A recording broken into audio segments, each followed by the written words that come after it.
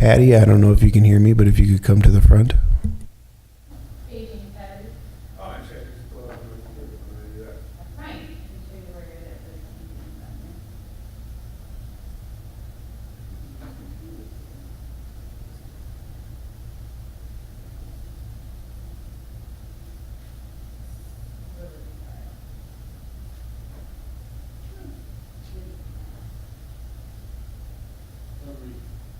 It's good.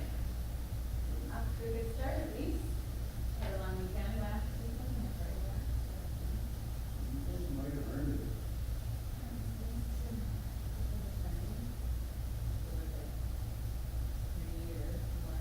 Another days in a row, so.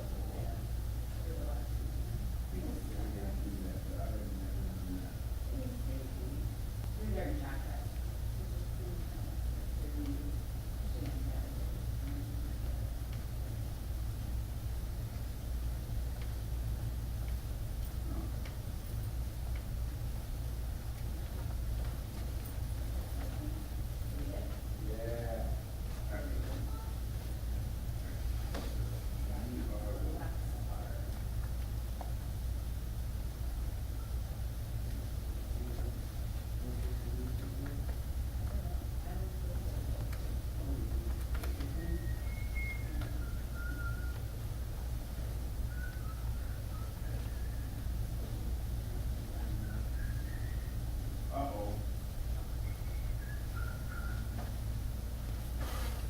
That did sound good. Morning. Morning.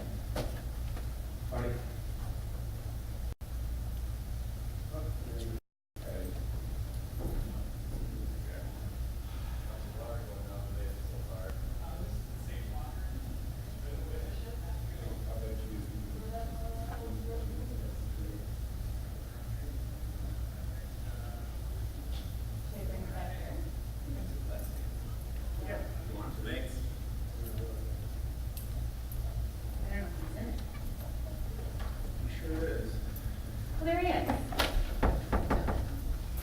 Morning. Hello.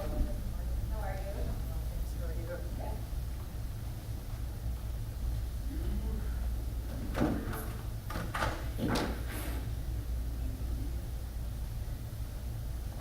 How are you? Doing good. Doing good.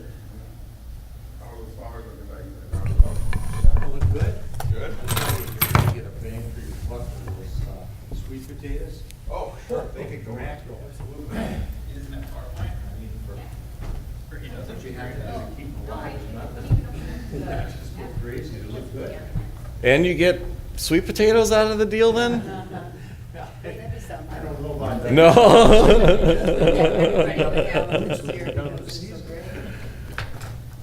My computer.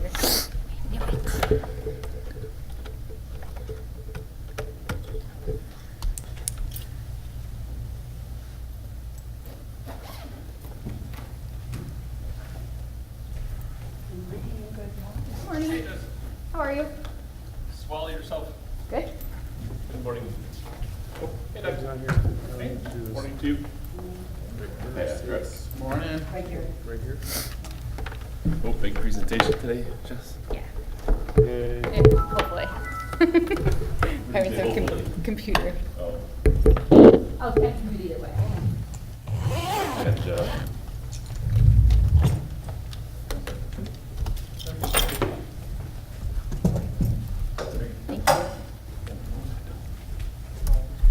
Computer. starts Don't up so thank much me yet. faster than mine. My work computer takes like an hour to turn up.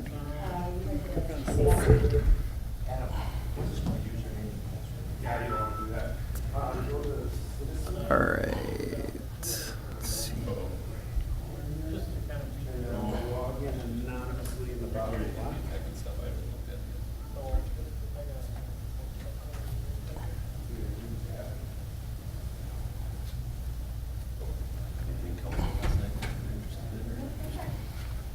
Yay. This one? ACF.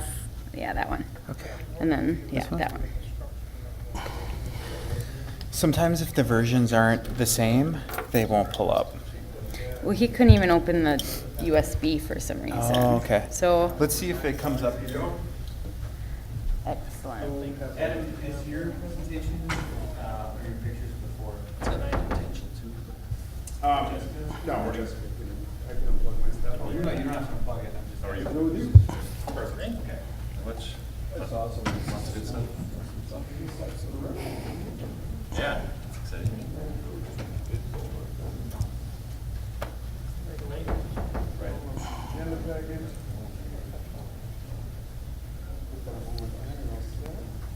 I think it's working.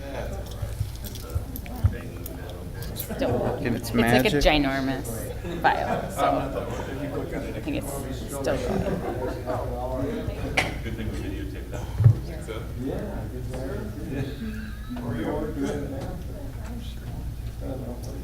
Morning. Good morning.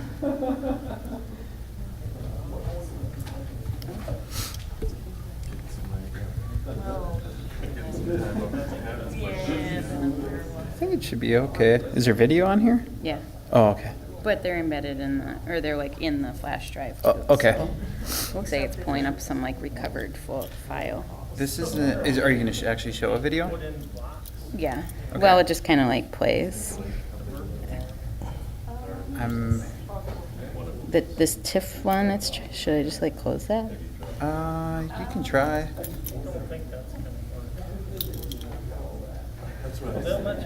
It's all angry. Yeah, I was trying to get those.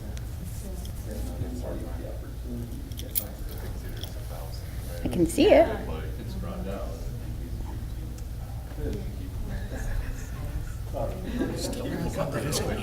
Oh, man. Maybe in November I'll get like an hour of free time. Oh, well. What, are you just twiddle your thumbs all day waiting for people to come and say hi? No, but I make time for people. Ah, Did you hear that? That I want to see? that's good. You were kind of loud. Good thing I wasn't saying anything stupid. Yeah.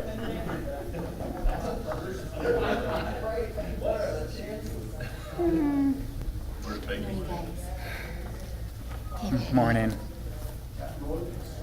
I think it's trying to do too much. Is there two Yeah. trying to open? It looks like it's trying to open some recovered file that was on it before. Oh, okay. Not the presentation necessarily. Gotcha. Should we like it's like start PowerPoint? Like Control Alt Delete it? That's what I always do. Sure, you can try that. I think it's just trying to do too much at once. Let's give it a try. It's like angry.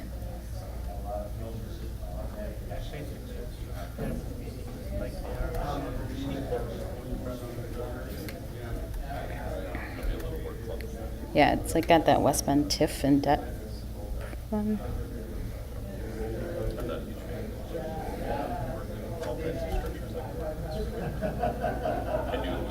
Here, let's try just to let that load. Mm-hmm.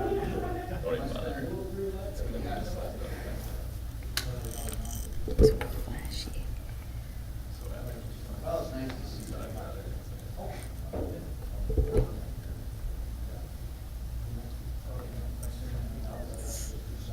Bizarre.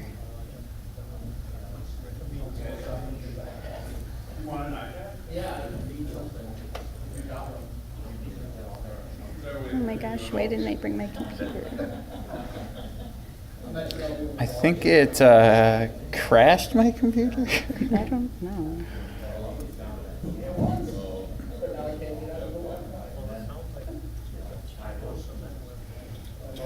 So I also had uploaded it online. I could try to download it there. I don't know if that's gonna work, but we can try this option. I think it's because I don't. Is this 2018 PowerPoint? No, it's like 2010. Okay. Super old version. Where does that come up?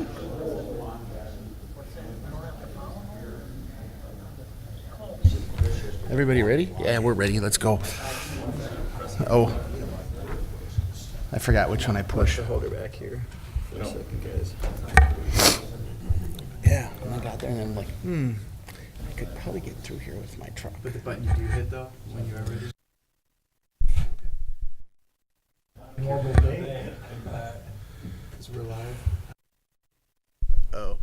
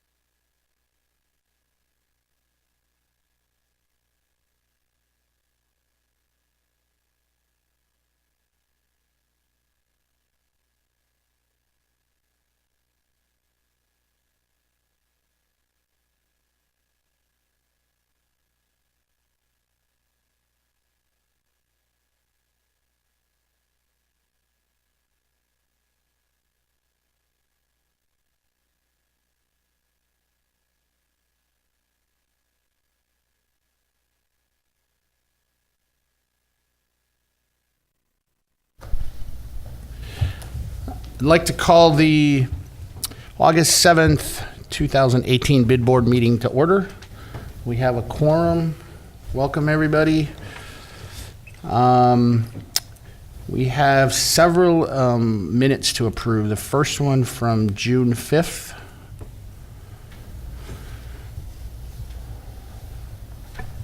Anybody want to entertain a motion? Motion to approve.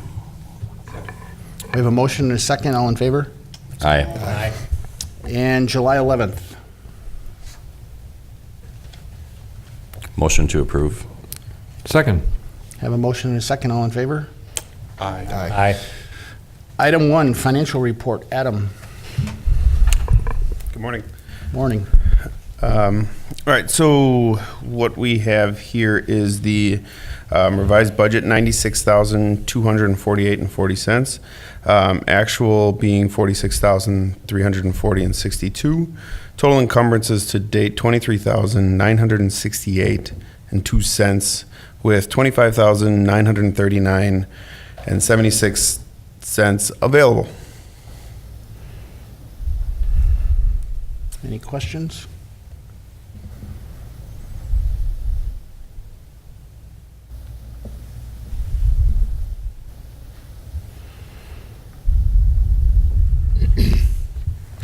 Entertain a motion to approve. So moved. Second. Have a motion and a second. All in favor? Aye. Motion carries. Item 2, we have MOA here to talk about, I'm believing their construction project, which is looking really cool, and the Art and Chalk Fest. Sure. I'm Jessica Wilds. I'm the Director of Communications and Marketing at the museum. I'm primarily just going to focus on Art and Chalk Fest, but if you have any questions about the campus project to date, I'm happy to answer those too. It's moving right along. We have weekly construction update meetings, so let me know if you have any questions there. But Adam asked me last week to come and talk to you a little bit about Art and Chalk Fest, and I hope that you were all able to come. It was on Saturday and Sunday, July 28th and 29th. This year, I'm just going to give you kind of an overview. This year we did a few things differently. This is our second year. So we sort of kicked off with a chalk art camp. We had one on Wednesday, July 18th with Anne-Marie Craig. She did like the science of chalk. And we just kind of wanted to start building the momentum. Last year we didn't do that with kids, and we thought we kind of missed an opportunity. So this year we also did a chalk art camp the week of Art and Chalk Fest in advance with one of the professional artists. And it was really amazing. We had students come from actually Milwaukee, New Berlin, Sheboygan, and even as far as Illinois to take part in the 3-day camp. Here's a photo of the booths. This year we had 100 artists apply to be part of Art and Chalk Fest. That's nearly double from last year. And we accepted 65 when we had 64 end up coming. Somebody had an emergency. And they all apply using something called Zapplication online. It's like a pretty common application for artists, and that's how they learn about different festivals throughout, the country. And then we had a juried selection process. So that happened in February.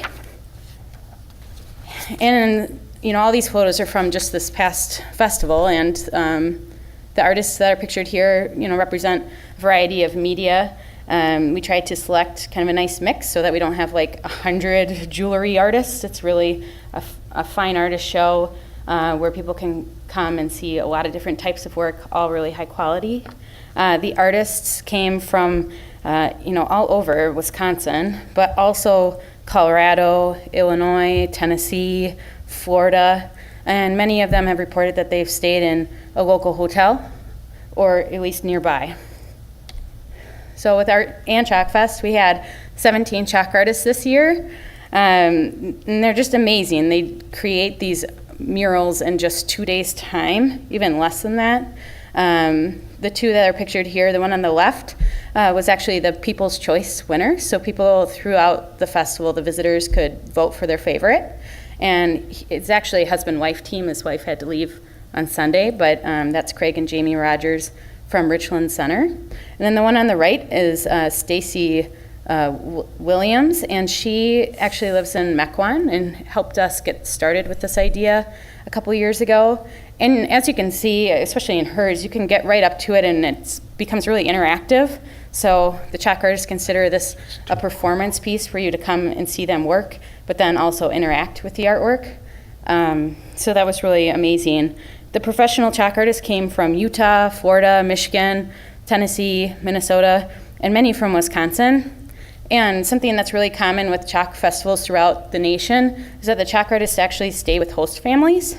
And so that gives them a really nice kind of look at West Bend and the community and really entices them to come back. So here we go. Again, this year we had 2 local student chalk artists. Last year, these 2 students participated as well. One is from West Bend and the other is from Hartford. And we've really enjoyed having this element of, supporting students, and we're actually meeting with them to sort of see how we might expand that moving forward. But we've really tried throughout the year to connect them with other organizations. They've been in the Daily News and the Insider, and the one on the right-hand side was featured on the cover of the Northern Kettle Neighbors magazine.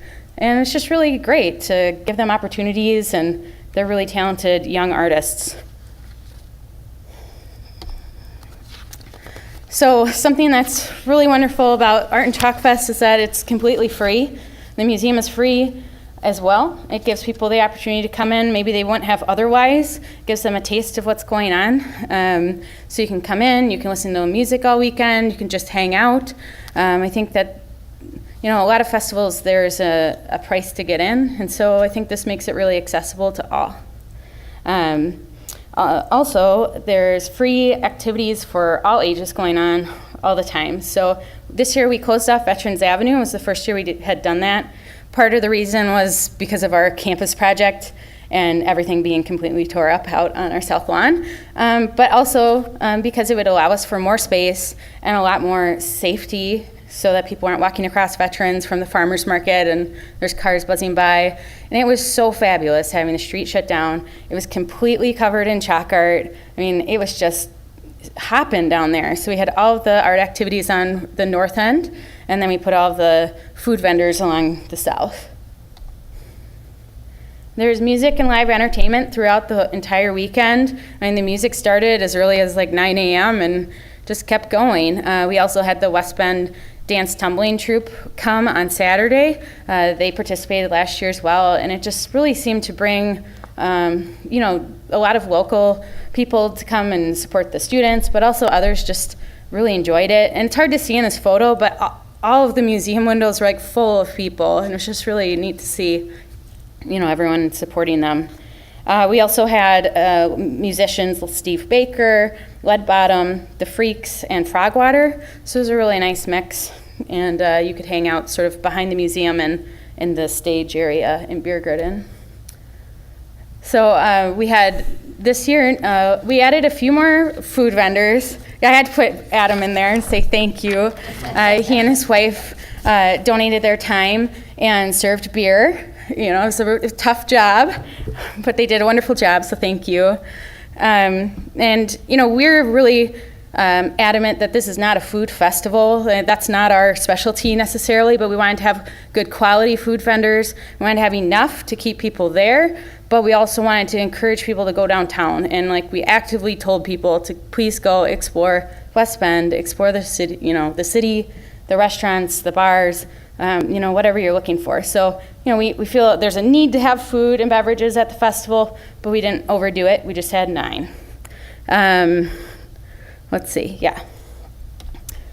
So hopefully that works. So this video, as you can see, was used as a preview. The city of West Bend took this footage last year in 2017. And it's actually really great looking at it now, because last year I thought it was really full, but this year it was just a mob of people, which was really exciting to see, and see people come out and explore the art. Social media played a huge role in this event. It's by far our most successful event using social media. I use it constantly for all the things going on at the museum.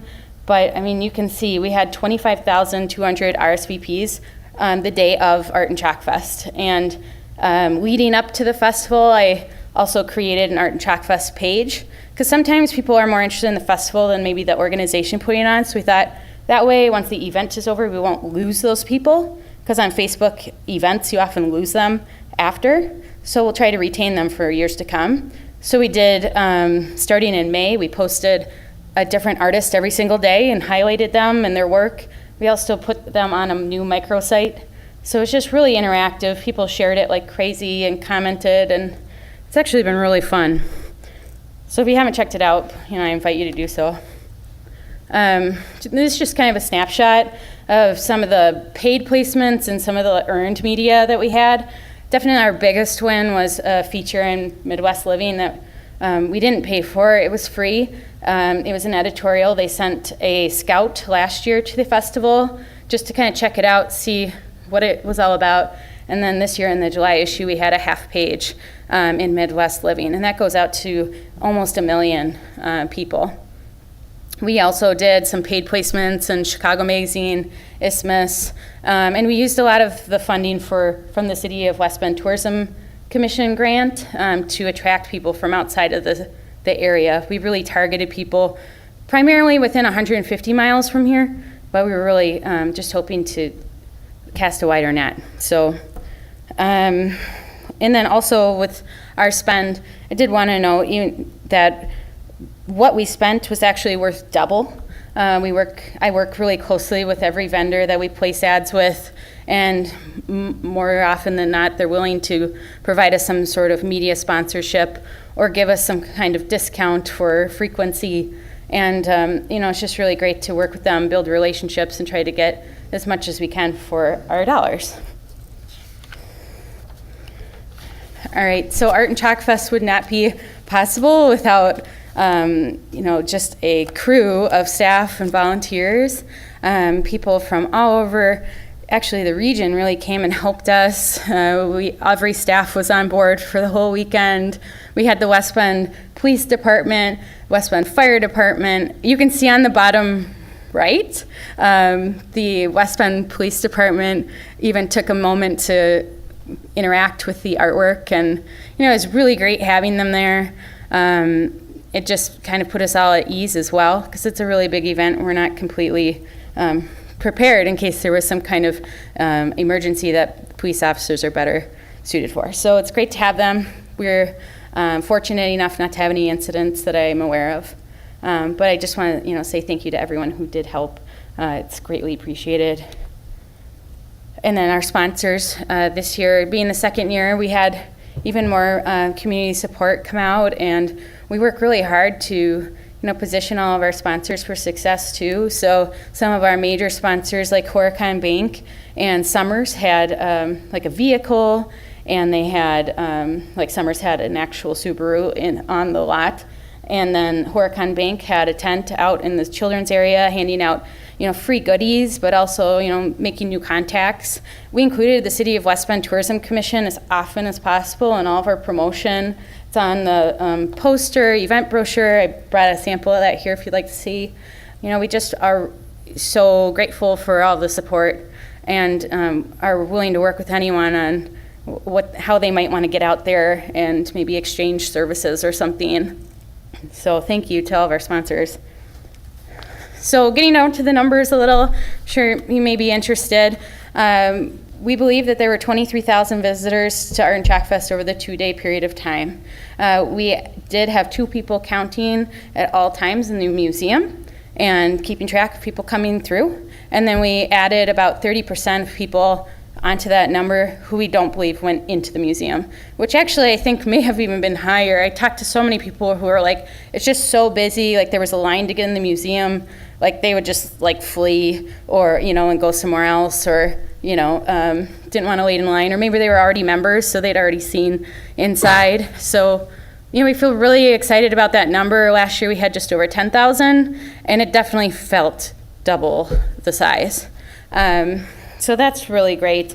I did a zip code analysis as well. We took zip codes at least 3 different places, and on all of the raffle tickets, we had people come from Tennessee, all over Wisconsin, Illinois, Minnesota, Michigan, Iowa, Ohio, and Oregon. So I'm sure there are others So that's just really great. So I did a little economic impact report. So if we had 23,000, which we believe we did very strongly, I'd say 10% were children. We got that number by looking at tons of the video and photography footage and kind of seeing like how many children were actually there. And it really was more adult focused. I mean, there are a ton of adults shopping, the artists, and looking at all of the artwork. And there were a lot of children, but it was by far more adults. And we also estimate that 4,140 were from West Bend. So taking that into consideration, I used the Longwoods report to estimate the impact of the event on the city of West Bend. So the Department of Tourism uses this report to basically say an overnight visitor a leisure visitor spends approximately $144 a day. And we just did this for the entirety. And then a day trip leisure visitor does $64. So this is the numbers as of May 2017, or for 2017, that came out in May. So overall, if we add it all up, take all the kids out and take all the West Bend community members out, we would say that the festival brought in just over $1 million in estimated income or revenue. When it was all said and done, this year we did something different. The chalk art is temporary, and so like part of having this kind of festival is educating people of the process, and that the whole point is to come to the festival, meet the artist, see them perform, because they actually consider it more of a performance art. And it's not necessarily to come after when the chalk art's all kind of fading away and the artists aren't working anymore. It's really about the experience and really being there in the moment, which is kind of wonderful, something I actually really like most about it. And so it did rain at the end and washed away a lot of the chalk, but we had already planned to do a send-off with the fire department on Monday because what we learned from the first year is that people were really angry that we didn't do something, and we thought this would be a really fun way to get the community involved. Everyone loves the fire department, I do, and so they were so wonderful. They came, they let all the kids wash it off, and actually the chalk artists stayed and they started it, and they announced and they kind of talked on video. I think Judy Steffes got it on film actually, as to like why we wash it off, why we celebrate it being an ephemeral type of media. So that was really wonderful. I've got some photos if you'd like to see more of that. And then just sort of looking ahead, Art and Chalk Fest is going to be every year the last weekend in July. We're already at 1,900 RSVPs on our Facebook event. I posted the event right before the end of the festival to try to get as many people as possible to just get ready for next year. I would anticipate we'll do a similar plan in terms of promotion and social media to just really try to keep bringing more and more people to the festival, to West Bend, to explore for the weekend. So, I hope that you guys were able to come. If not, I hope you are next year or able to get involved in some way. We'd love to partner even more with downtown businesses. Our goal is really to get people to West Bend with this event and get them to stay here for the weekend. So, if you have any questions or if you're interested in learning more, please let me know.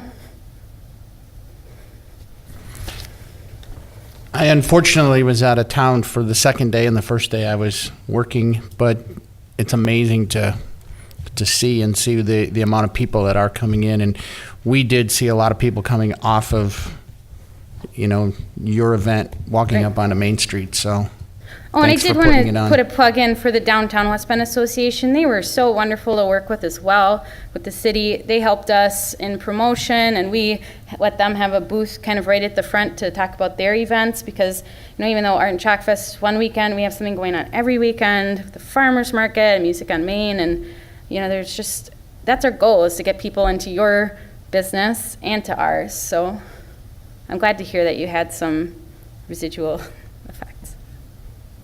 That was a great event. Thank A lot you. of fun. Thanks. Mike? Jessica, congratulations on a wonderful event. you. A few comments that I had heard. I was there on Saturday only. I was at the fair most of the day on Sunday. But that's one of the things that I wanted to comment on was I think it's really wonderful that you do it the weekend that you do because it does give visitors to the Washington County area a really wonderful opportunity at having a full day's events right here. They come to the Art and Chalk Fest and then maybe go to the fair later on, or the opposite way around. But it is just a really great opportunity to capture people here in the West Bend and Washington County area for an entire weekend. Right. Absolutely. So it's wonderful. I'm so happy for you guys that your turnout is what it is, but it shows that your efforts and everything that you put into it is really, really paying off. So that's wonderful. I had heard a lot of times that the museum was at capacity and that people could not get in. Yeah. And it would seem like a perpetual thing all weekend. Well, I would like to go in the museum, but it's at capacity again. So that's a really wonderful problem to have. And so again, congratulations on that. And then I guess, personally, thank you for the opportunity to work with the chalk artist for the Homegrown Music Festival. The 2 local students did participate at the Homegrown Music Festival. It was really great. They had a lot of great conversations with folks at the music festival indicating that, hey, this is what's coming up in a couple weeks at the Art and Chalk Fest at the Art Museum. So just well done all the way around, and thank you for your hard work. Wonderful, thanks. All right, thank you very much. Thank you. So next item is the quote for the smoking receptacles. 2 months ago, you guys asked me to get some quotes on smokers' receptacles. Here is an image of one of them that would mount to a wall, but we were more interested in on the ones that might mount to garbage cans, and that would be something like this. They don't have the image shown where it is on a garbage can, however. But both quotes that I've got came in at the exact same thing. This comes at $63.85 each. If you order more than 6 at a time. If you would buy 10 of them, your shipping and handling would be $100. So your total cost would be $789.90. And there's a smoker's receptacle cartel out there where they're controlling the price and they all sit at the same price. So, so it's going to be about the same everywhere. And then how they get bolted onto the garbage cans, or? Yes, I would defer to Doug on that to see what the installation would be. But we would ask DPW to snap it on in some way. And they empty them? That was going to be my next question. Yeah. I hope so. We would just come to an agreement in some way on who would be emptying them. I would assume it would go with the garbage, considering they are attached to them. What do you think, Doug? Excited for that one? News to me. Yeah, I'm sure we can come to an agreement on it. I don't know that necessarily the right thing or good thing to do, mixing it with the garbage. We don't want our trucks burning up, but we definitely could take care of it. I don't predict it's going to be that often that they'll be full, but I'm sure we can take care of it. I'm not familiar with them either, so I'm not sure how they attach. That's the first picture I saw of them. I know when we were talking about this, it was, reference to cigarette butts sort of making its way into the curb and on the sidewalk in front of businesses. And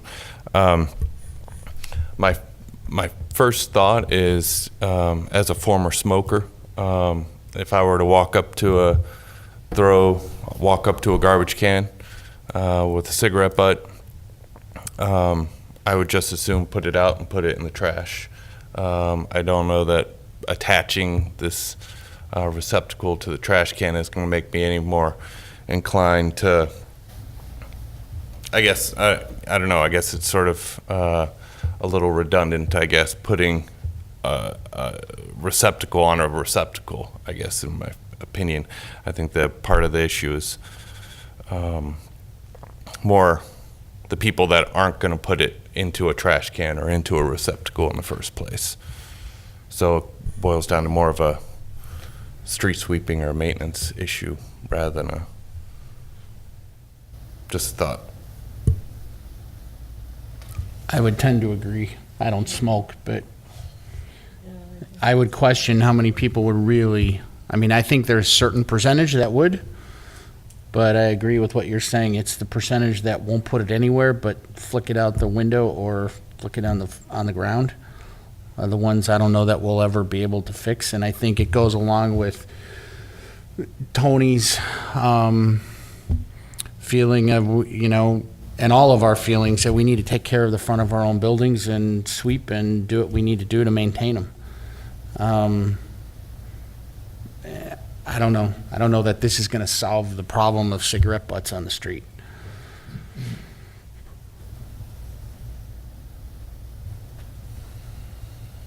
Anybody else have any thoughts?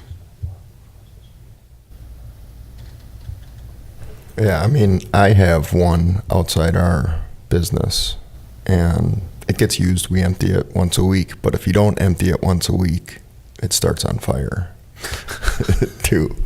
So I agree. I think it's up to the bars and restaurants to just put one out there. They're not that expensive. I would think as well that the majority of the smoking probably occurs in front of the bars and the restaurants. I know there's a number of bars and restaurants that don't even have smoking receptacles out in front of their business, and that seems really, really crazy to me. But I guess I don't see a lot of people just randomly walking around smoking cigarettes anymore. They're in a concentrated area, typically around a bar, and when those aren't taken care of properly, then I'm sure that's how they make their way down the streets with the wind and the rain and everything, and all of a sudden they're all over the place. So I guess at the end of the day, rather than spending money on something that we aren't convinced is going to solve a problem, I think there's better alternative options. So do we maybe send a letter to the bars and the restaurants within the bid and encourage them to put receptacles out in front of their establishments? Great idea. Maybe even include some quotes, since there's a cartel. Here's where you can buy them. Or maybe we even pitch in. We'll pay for half. Just an idea. I guess I look at it, and if it's $79 or whatever it is that really gonna make or break a business? Well, why haven't they done it up until this point? Because they haven't been asked. I don't feel like you should, you know, I guess an ask seems like they've already missed the point. So make it again. Doesn't hurt to remind. Yeah, I guess you're absolutely right. But if we start asking them to buy a receptacle, are they going to also expect us to have somebody clean these out for them? That's the next question. I guess we could cover that in the offer. Here's a nice thing for you to take care of. Can't hurt.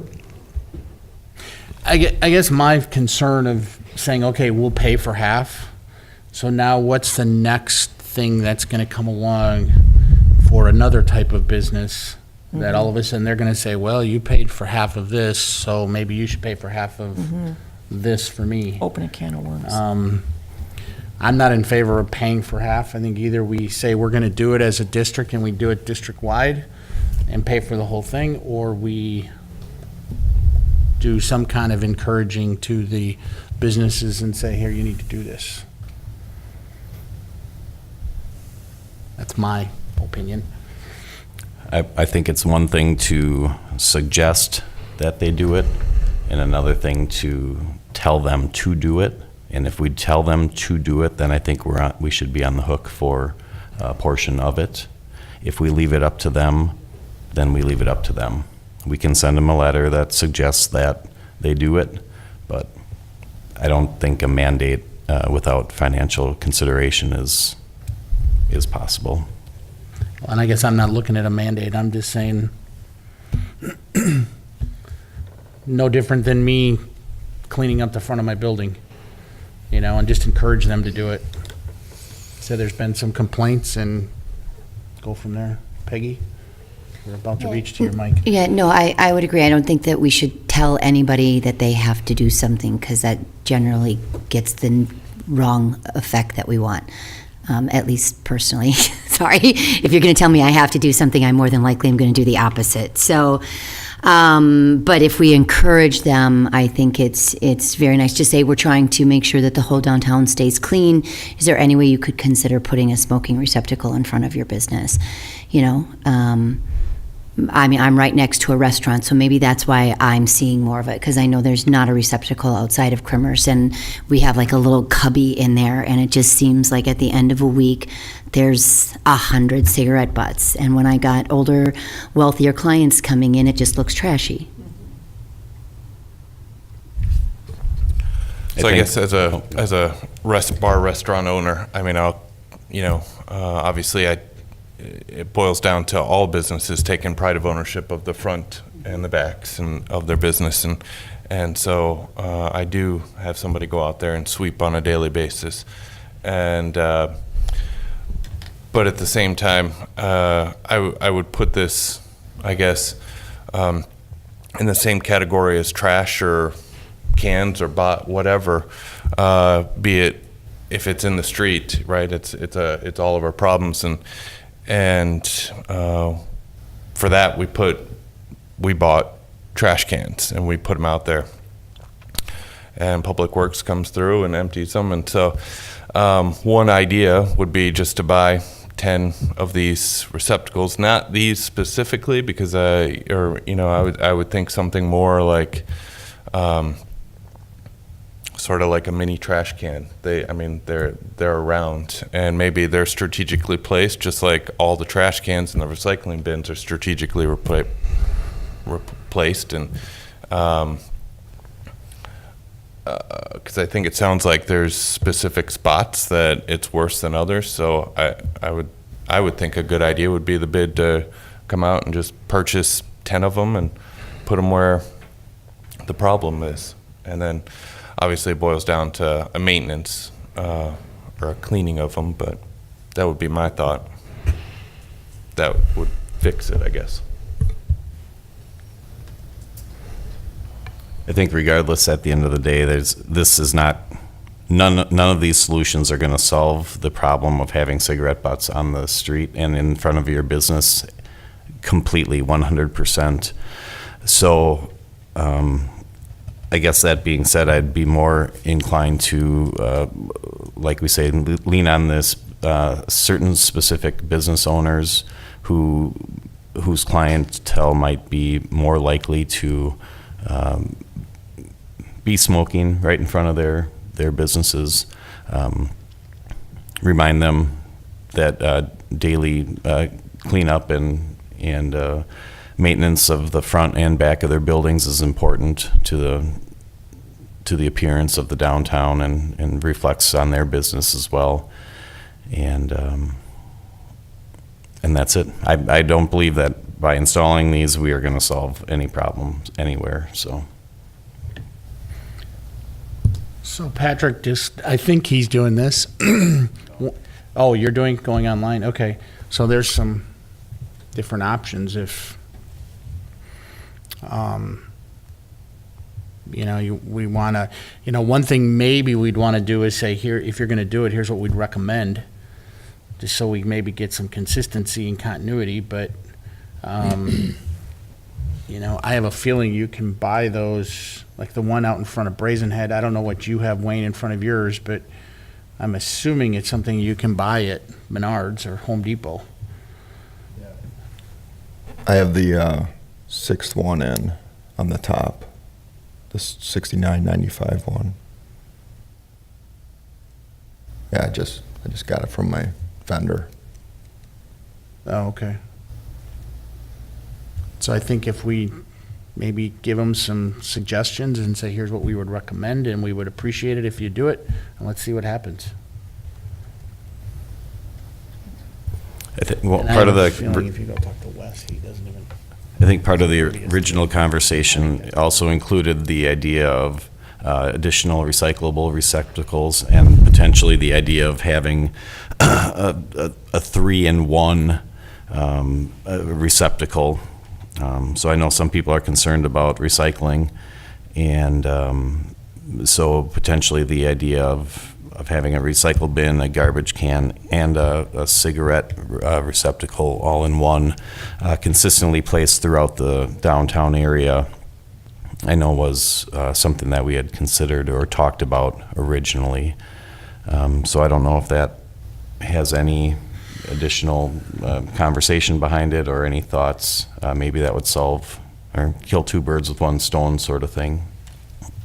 Well, I think the biggest issue is we just spent all the money on all the trash receptacles to now take those and get rid of them or potentially add to them. And there's a lot of areas you could possibly put a second receptacle, but there's a lot of areas where you're not going to be able to put a recycling receptacle next to the existing at this point.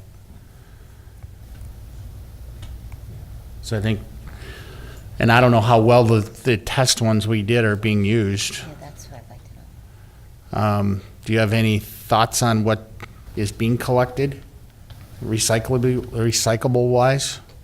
It is commingled with garbage. It's not, hasn't been separated too well. I don't know that it's being used the way it should be. And it's pretty obvious when you walk up to it what's what. Yeah. You know, it's got the big blue top on it. Well, I think you even added the word recyclable on them, right? Yeah. Yeah, I didn't say it is So on there. it Yeah. says right on there.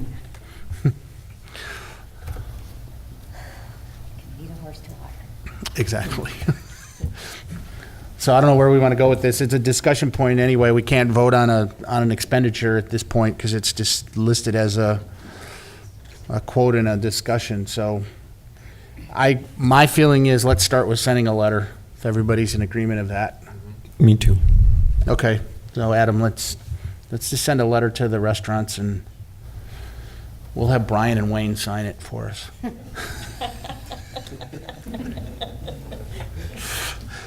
So, item 4, presentation and decision on bike rack locations and costs. Craig Hepner can be here today, so I will be talking about bike racks. First, I'd like to talk about I'll talk about the 2 bike rack designs. So this is the current design that you have. And then I wanted to keep in mind this design right here as I go through the cost. There is a company in West Bend called Creative Design Network. They're on Stonebridge Circle in West Bend. And we went to them asking about the current design. And as we talked through trademark issues and if the design is trademarked, we don't believe that it is. We couldn't find anything saying that it was. They worked out this design right here. They're calling it more of a beach goer bike. The quote came back at $535 each, but this is also right down the road, so there's no shipping cost. Then we went to Darrow, who gave us this design, and they came back with $485 each, but the West Bend logo inside the front wheel comes at a cost of an additional $186.03. So we're talking about $535 versus $572 without shipping costs. So you're already cheaper per bike by approximately $40. To do the West Bend. To do the West Bend company. So, actually, no, I'm sorry, I was wrong on the 572. For 8 bike racks, it's $4,280 with the West Bend company. To do 8 bike racks with Darrow, it'll come to $5,727. So, Is that with the shipping? That's where the difference is, or is there shipping on top of the? There will be, that's with the shipping. Okay. Should be. I'm all in favor of staying local if we can stay local and they're doing the same quality product. I mean, as long as we know they're doing the same thickness of steel and everything else. And I say that only because I see these used not only as bike racks, but gymnastics apparatus. So I'd hate to have all of a sudden they not be built to the same strength, and we have an issue with that. So that would be my only question, but I'm all in favor, let's stay local if we can, even if we're, especially since we're gonna save money. So the other question comes in is, well, we gave the local company the specs for the bike as well, and they said that they could replicate that, so we should be good there as well. The 1.5 inch steel tubing, open tube ends capped with plastic plugs, all of that.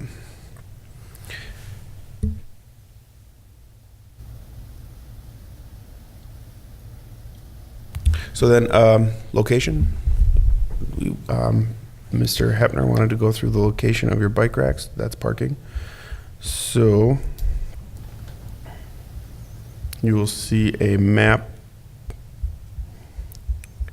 on yours. There were in the for the yellow dots, you will see the new bike rack location suggested. If we start on the south end, Art Cycle.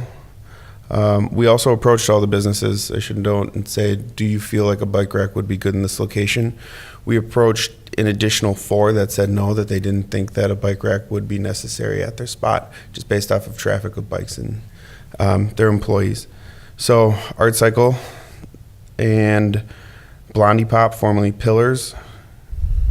And then on the corner in front of Consider the Lilies. This is all on the west side of the river. For those 3. And then the other business is the Gallery of Wisconsin Art and or the Hub across the river on the east side. And then the additional 4 to round it out and make it 8 would go along the east side of the river. What happened to 6th Avenue? I approached a few businesses. Nobody really had said that they would really see much of an impact there. I would defer to Kathy on that as well and her thoughts. Yeah.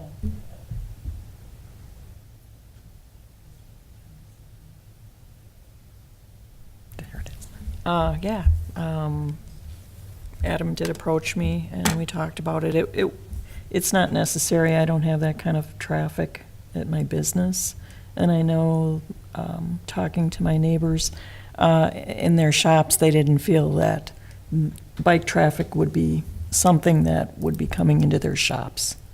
So with that said, I don't know if there's a big interest in having the bike racks from the current business owners there. If we do go local, I don't think it really makes any difference right now, but I think once the west side's been designed, we're gonna need to revisit putting bike racks on the entries from either on the Main Street end or the river end of those connections to the Riverwalk. But you can just order them at the time, I think, after that's been designed. I would agree, Larry. I think eventually the west side of the river is where we're going to have a lot more traffic and people wanting to put their bikes much closer to the businesses that they're visiting. The east, having them on the east side doesn't really make a lot of sense to me, I guess, at this point. But that's something we can look at in the future. Yeah, I have a problem on the east side as well. For a whole host of reasons.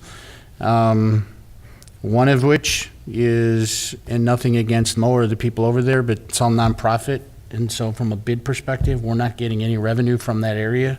So I think we need to make sure that we're really cognizant of that and, one, look at the use and then see where's our revenue coming from and making sure that our dollars are being spent where, obviously, it's the whole district we want to take care of, but, and this goes back to what I've been asking for, is I would love to extend the bid so that we can cover the rest of that area and get some revenue coming out of there, but that hasn't gone very far. But I don't see putting them on the east side at this point.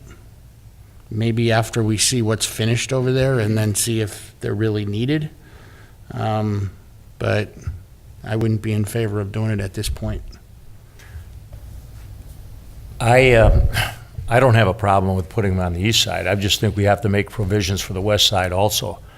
I think it's a great idea to put them over there. You're going to have traffic over there. People are going to be using the bike trail and going to the art museum, and who knows what other festivals we're going to have over there in the future. So I just think it's a smart idea to do it now. Well, I'm not saying we shouldn't do it, but I think the Parks Department ought to pay for it. Oh. It's kind of what I'm Never coming from. You know, I know Craig got out and did a little patrol and specifically picked out all these locations based on sort of usage and feasibility and place to anchor and all that stuff. So I think all the spots look great. I love seeing something over by the former pillar, Blondie Pop, and finally got one down there by was that Art Cycle or down there? I love the idea of getting a couple right in the little by the roundabout by the hub, which I think is great. One in the little I don't know what you want to call that little green space there behind your building, Tony. With all, acknowledging that I personally think all those spots look good, especially right there, consider the lilies. That leaves 3 over there on the east side. And I think the bike racks speak to the aesthetics and the overall design of the river and works to tie everything together. And I definitely think that I'm definitely all for putting those bike racks over there.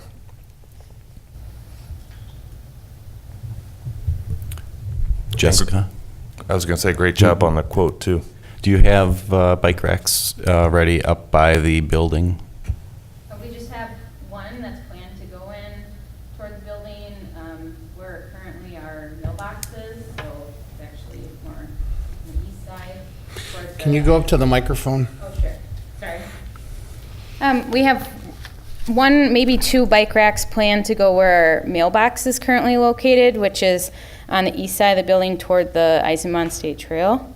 That's kind of the only spot that makes sense at the moment, but we'd love to see more. I mean, a lot of people use the bridge, so the one on the top is great because it's completely bike friendly and a lot of people are coming back and forth there.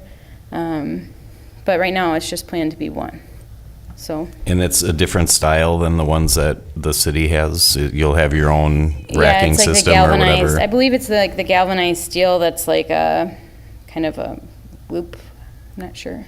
Also, the depot has some bike racks on that side too. So we just thought if they could kind of go together, it makes like a little bike area. Thank you. I still saw you sitting out there yet, so I thought, okay. it's a good opportunity to ask her. Obviously all for it.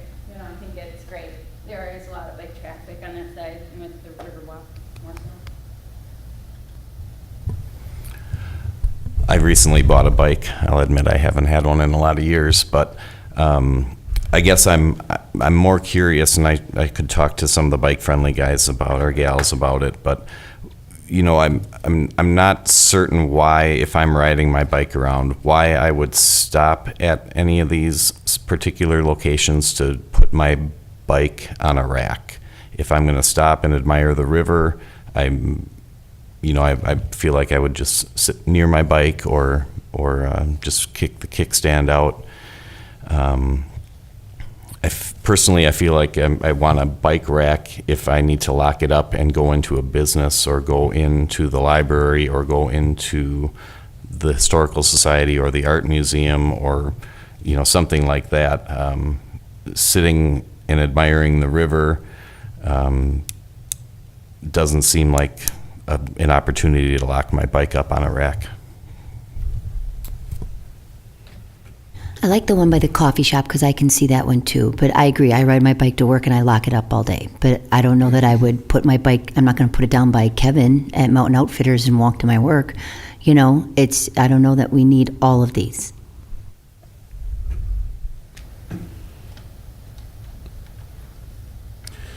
Well, and the question that I have is, based on some of the conversation, why aren't we putting, if we're looking at putting them in areas that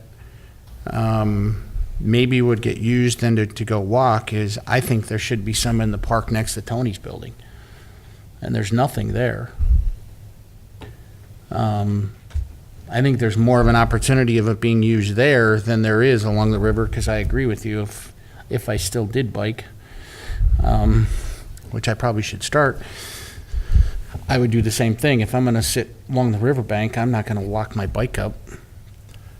Now, a lot of bikes don't have kickstands, but I also am not going to put my bike on a bike rack and then go walk down the Riverwalk either. I'd probably walk with my bike to wherever I'm going and then get on it and ride away. I'd like to add that there are provisions on the east side for river access, and people aren't going to be bringing their bikes down there if they want to go fishing or they want to go down to the river. I just think it's a way to promote bike travel, and for people that bike down there, they can participate and enjoy in the river and putting their bike someplace where it's safe. And I think Mike's right. A lot of bikes don't have kickstands on them. So what are you going to do with it? Lay it in the sidewalk? I'm all for putting them right where they're marked, or at least close to those access points to get down to the river. I do recall asking Craig a couple meetings ago if the 4 that are listed there on the east side were already budgeted for in the remodel, and he said they were. So I'm not sure why we don't focus on the west side where all our businesses that contribute to the bid budget make sense. That was my point. I'm seconding it, so in my own words. I think the locations make sense on the east side. I just don't know why we would use our checkbook for that. I guess, quite frankly, looking at it from my statement earlier, the first year that MOA was there, MOA made a little blunder and they ended up having to pay into the bid. So I would be more inclined if MOA came to me and said, hey, can you put a couple bike racks in for us in our new area? Based on the previous of them at least paying into the bid, I would be more inclined to giving them money as opposed to financing something that's already budgeted by the city. And focus on putting the bike racks where they aren't and on the west side. Mike, if I may, I'll just speak Yep. to the locations. I think the comments are accurate. I didn't walk with Craig, but know that the locations that are selected on the east side are the spots that we have either a resting area or a lookout area or an access to the river, like Larry mentioned. So I think the kickstand issue is spot on, that a lot of the bikes now don't have kickstands. So even if you're just going to chill and look at the water or fish for 10 minutes, you can lean up your bike against the bike rack. Regarding the cost, it's in the bid, and I think that's why the proposal is before you, because the area is in the bid district. Whether it's able to be funded by the city or not is dependent on the total budget. This is probably an item that won't make the final cut if there aren't enough funds at the end. So I think I've talked to Craig a little bit about that's the reason for the ask of the bid district, is because it's located within the bid, and if you guys were able to fund them, great.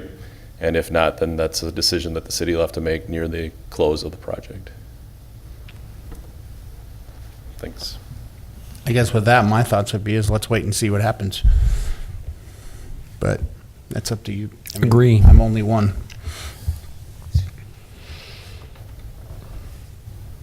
Is there a certain amount that we have to buy? Do we have to buy 8? This quote right now is for a minimum order quantity of 8 units.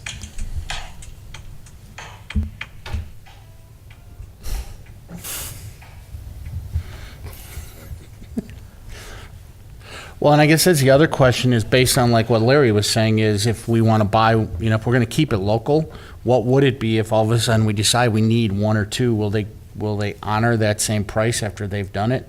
Obviously, if we wait 10 years, it's not going to happen, but, can we work out some kind of a deal where for the next couple years or whatever, even if we buy 1 or 2, we're going to get the same price? So if we want to add as we go, we could do that. I can go back to them and ask that if there is a different minimum order quantity, if you guys do decide to go with 4, 6, whatever it be, that if we could still have the same price. And then if you guys do make a motion for whatever amount at this current price, we can go with that. You might want to tell them that when the west side's been designed, there'll probably be several that'll be going in on that side of the river too. I know this is just the bid board, but have we had any conversations with any other parts of the city? Would it be beneficial to buy in a larger bulk with, locations throughout the city with the bid sharing the expense or getting the cost down by increasing our amount purchased and placing them throughout the city, and the bid only responsible for the portion that we actually use in the downtown area? Currently, Barton is looking into what they're going to be doing about bid racks in that area, or bike racks in that area. So they are working through MPTC for this, though. I think Bike Friendly is also working with MPTC. Correct.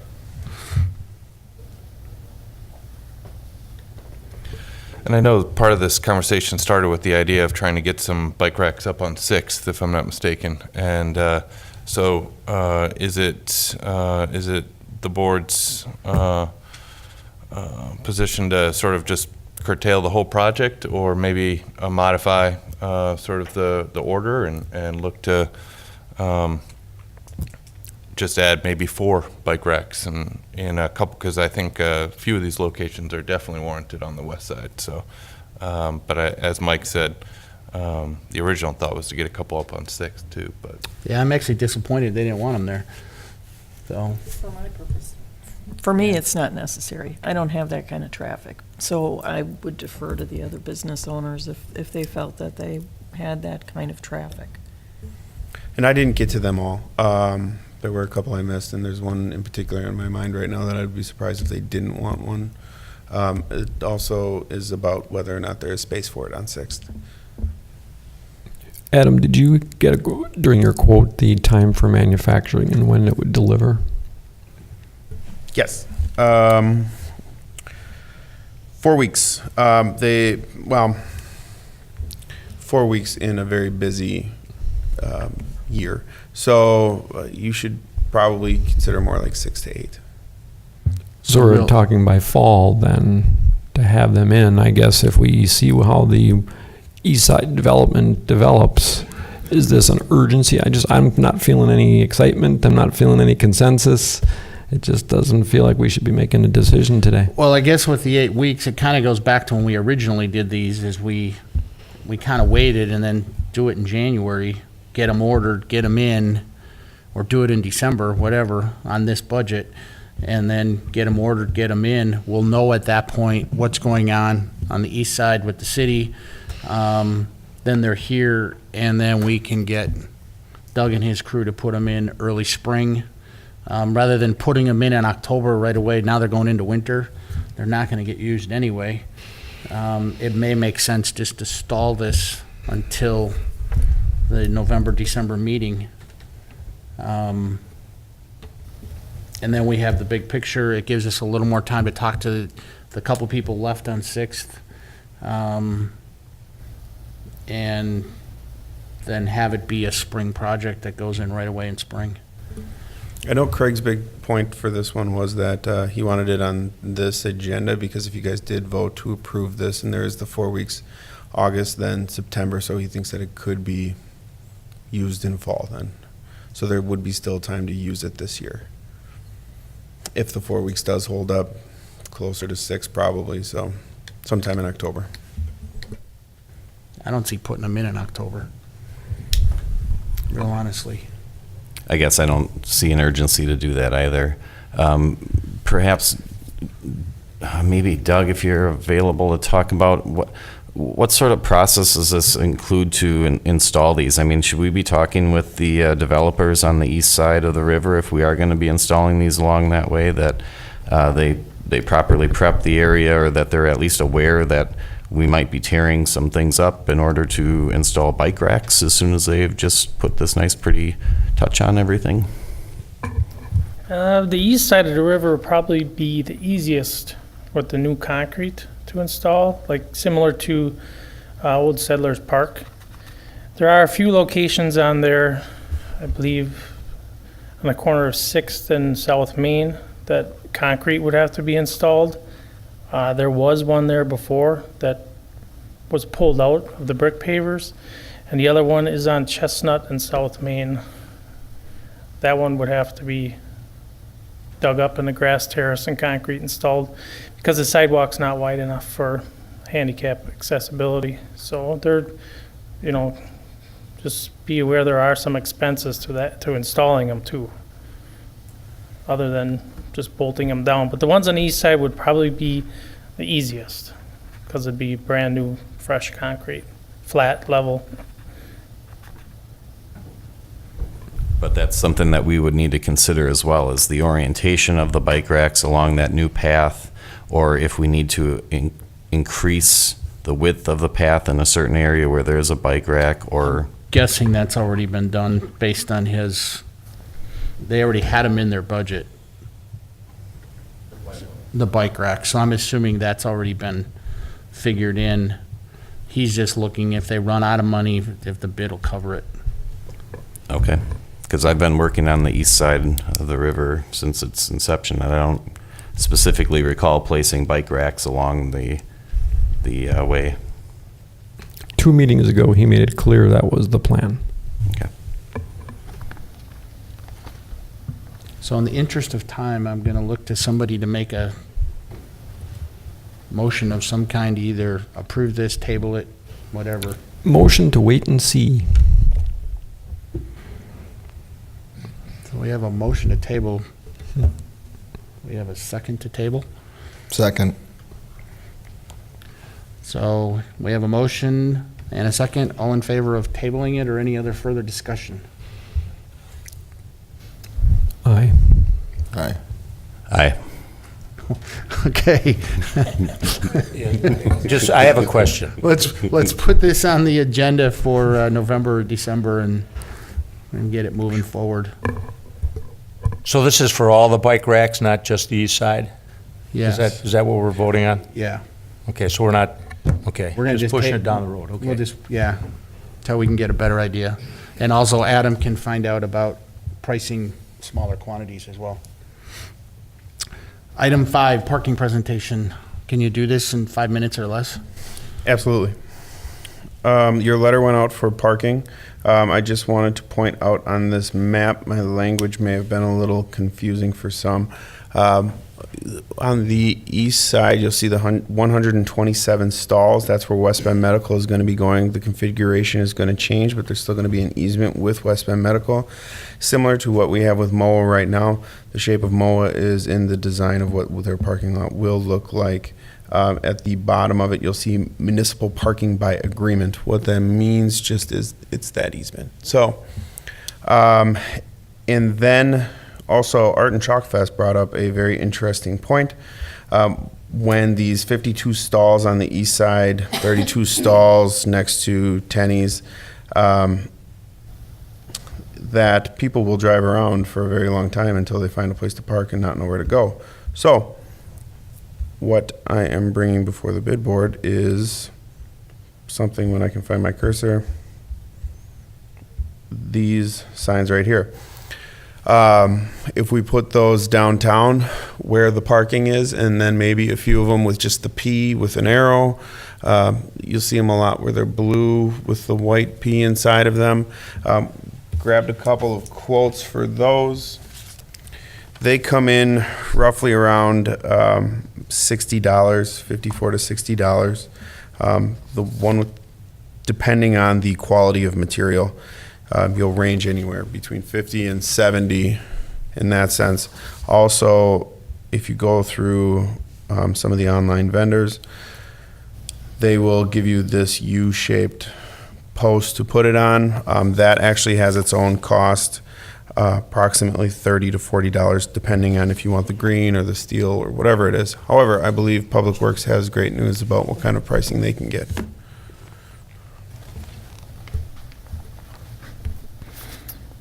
We've got some similar signs. I just pulled up a couple pictures before I came. It's pretty close to the same sign that Adam has. It just has an arrow pointing in the direction of available parking. The signs, the posts he has there, they won't work in the concrete areas. There's a possibility they can be put on existing poles. So that would all have to be discussed on locations. And the signs, I'm going to say are $40 to $60 from our vendor. So one of the very first projects we did was we started doing those directional signs. I guess my feeling is, yeah, they cost a little more money, but we started that theme. Wouldn't we want to do that same theme with this as well? I think people are used to seeing those parking signs, and there's some spots downtown that are a little ambiguous. They say customer parking, and it seems as though it's just for that particular business. And I think if you made public parking, people would actually realize the fact that anybody can park there. I like that idea. I really do. I think, and then pointing to the different lots, can steer traffic over those spots, which isn't happening now. So if this is something that the bid would consider paying for, I will continue to explore options. I'd suggest continue to explore options regarding all of the wayfinding situation in the downtown area, the Riverwalk area, MOA. This should be a cohesive looking brand, if you will, of signage. So I'd hate to jump into a specific style or look without having all of the signage in agreement with each other for all of the wayfinding options that we might consider down the road. We should remember we are engaging with that group, right, later this year yet, who's going to come in and do some projects for us. We might come up with some really neat ideas out of that whole thing. So I agree that there's a wayfinding signage issue, and I'm not certain that we need to jump to any conclusions or do any specific research at this time on how to solve that until we've got a game plan in place. Totally agree.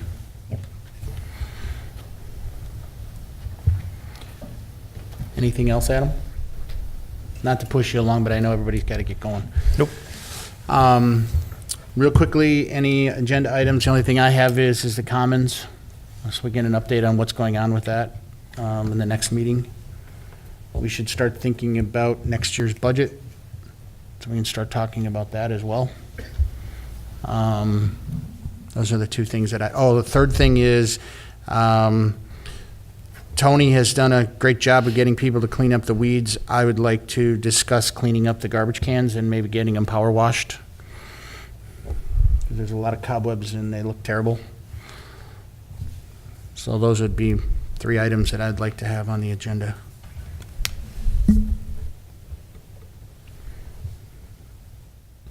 Anything else? If not, I'll entertain a motion to adjourn.